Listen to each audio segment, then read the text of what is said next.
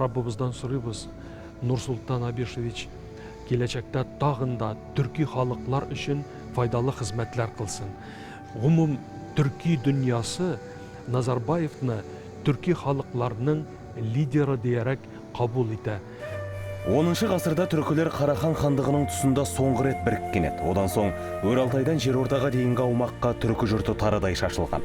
Кеңестік империя құрсауында болған қазақ, қырғыз, түрік, Әзербайжан, өзбек және өзгелерінің өзара байланысты бекіткен баулары үзілуге шақ қалған. 20 ғасырдың 90 жылдары тәуелсіздікпен бірге түбі бір түркі түгел бол деген ойды ортаға тастаған президент Нұрсұлтан Назарбаев тұлғасы мен түркі интеграциясы қайта босанған. 21 ғасырдың 10 жылдары жас Астананы, түркі дүниесінің қара шаңырағы, түркі ордасы, бас қаласы атауымен ынтымақтастықтың жаңа бір парағы басталды.